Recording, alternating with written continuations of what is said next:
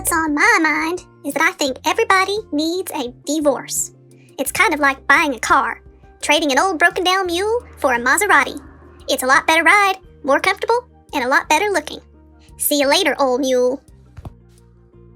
I would like to ask about the little fella who ended up losing his life after an apparent animal attack in Knott County. What happened with all that? We never heard if it was a dog attack or a coyote attack. We should be told what is running around in our woods. Just watching the coronavirus news conference on TV today and saw our great President Trump have a total and complete meltdown on everybody while lying about the virus when it hit the shores here.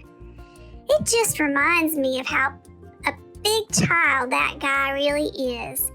And yet there are people out there who are silly enough to vote for him. I watched one of those news conferences the other day. I looked at those reporters who were talking to the president, and the expressions on their faces spoke volumes. They looked like they were mad at the whole world. They had no sense of humor. If you just look at them, it just explains itself. I hate it for them, because life is too short to be that way. To the police in Whitesburg, who is the bigger threat? The woman who claims she had the coronavirus to try to keep from being arrested? Or the barber or beauty shop that continues accepting paid customers right under your noses, day after day? I would be ashamed if I couldn't put a stop to a business violating the closure order. Thank you, Ashley and Brandon Holland, for picking up the broken tree that fell into our yard and just missed our car. We really appreciate all your hard work. We love you, Poppy and Gran. Trump brags that his press conference ratings are through the roof when 799 New Yorkers died in one day. He literally thinks this is a reality TV show called Trump Pandemic, competing with Monday Night Football and The Bachelor finale. It is not possible to be a real Christian and support this man.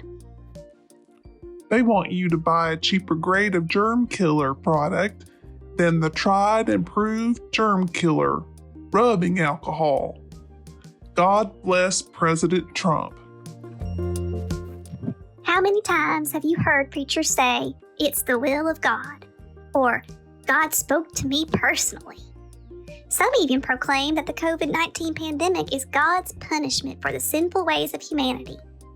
I am really tired of hearing such silliness. The majority of preachers are most likely fine people, but I highly doubt they really know what God is thinking, feeling, or saying. Preachers claiming to have a direct personal hotline to God say some of the most outlandish things. For instance, proclaiming that every natural calamity is sent from God as punishment for some disliked group's supposed sins. I don't believe any preacher or priest really hears God speaking to them. I also doubt that their prayers to God have any influence on the problems human beings undergo. Blaming Satan is one way some folks assign negativity to things they personally disagree with. I don't buy the idea that there's an entity called Satan who causes illness, natural disasters, and accidents. Some things in life just happen, with no imaginary supernatural being pulling the strings. So the next time you hear someone claiming to personally know that God or Satan are up to, my advice is use your common sense. Isn't it possible those claims are just the product of wishful thinking or in an overactive imagination? Think about it and stay healthy.